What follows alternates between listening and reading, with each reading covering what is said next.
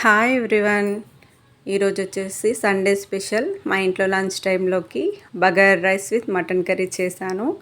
Bagara rice ఎంతో simple ఇంగ్రీడియంట్స్తో simple ప్రాసెస్లో ఎలా చేసుకోవాలో చూపిస్తాను. చాలా టేస్టీగా ఉంటుందండి. బగారా రైస్లోకి ఏ కర్రీ తిన్నా కూడా బాగానే ఉంటుంది. ఇంకా నాన్ వెజ్ కర్రీస్ అయితే చెప్పనక్కర్లేదు. ఈరోజు అయితే నేను బగారా రైస్లోకి మటన్ కర్రీ చేశాను. చాలా అంటే చాలా టేస్టీగా ఉంటుంది. విత్ సలాడ్తో తిన్నారంటే అదిరిపోతుంది.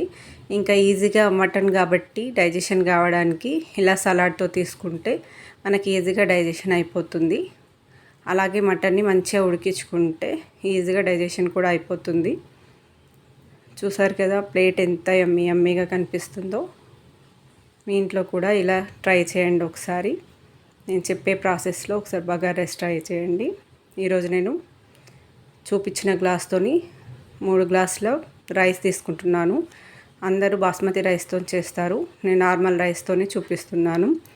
ముందుగా ఒక 2-3 టైమ్స్ నీట్గా మంచిగా వాష్ చేసుకోండి రైస్ని. మళ్ళీ ఫ్రెష్ వాటర్తోని ఒక 1 అవర్ బిఫోర్ నానబెట్టుకోండి రైస్. తర్వాత బగోన్ పెట్టేసుకొని స్టవ్ ఆన్ చేసుకోవాలి. ఇందులో 2 టేబుల్ స్పూన్ ఆఫ్ ఆయిల్ వేసుకోవాలి.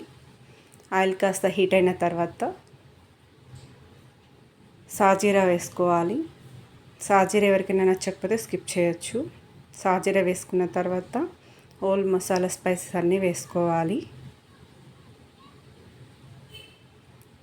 బగారాకు, బగారా పువ్వు, లవంగాలు, యాలకులు ఇవన్నీ కలిసి సాజీరా కాస్త వేడైన తర్వాత ఇవన్నీ వేసేసుకోవాలి. దాల్చిన చెక్క, యాలకులు ఇవన్నీ వేసుకొని కాస్త గోలనిచ్చిన తర్వాత పచ్చిమిర్చి, ఉల్లిగడ్డ ముందుగానే కట్ చేసి పెట్టుకున్నవి వేసుకోవాలి. అల్లం వెల్లుల్లి పేస్ట్ వేసుకోవాలి. అల్లం వెల్లుల్లి పేస్ట్ పచ్చివాసన పోయేదాకా గోలనివ్వాలి. తర్వాత ఒక క్యారెట్ సన్నగా కట్ చేసి వేసుకున్న తర్వాత పుదీనా వేసుకోవాలి. ఇవన్నీ కాస్త గోలనిచ్చే వరకు ఆగాలి. నేను 3 గ్లాసెస్ ఆఫ్ రైస్ తీసుకున్నాను కాబట్టి ఒక గ్లాస్కి 1.5 వాటర్ పడుతుంది. అలా నేను 4.5 వాటర్ తీసుకున్నాను గ్లాస్తో. ఒక 15 మినిట్స్కి మూత తీసి చూస్తే ఇలా బాయిల్ అయిపోతూ ఉంటుంది వాటర్.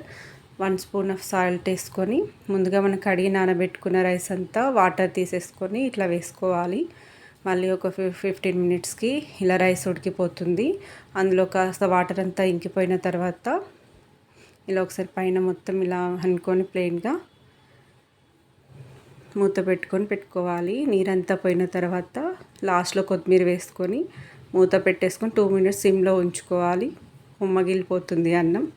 అంతే అండి, ఎంతో టేస్టీగా ఉండే బగారా రైస్ రెడీ. మీకు కూడా ఈ వీడియో నచ్చినట్టయితే లైక్ చేయండి, షేర్ చేయండి, సబ్స్క్రైబ్ చేయండి. Thank you.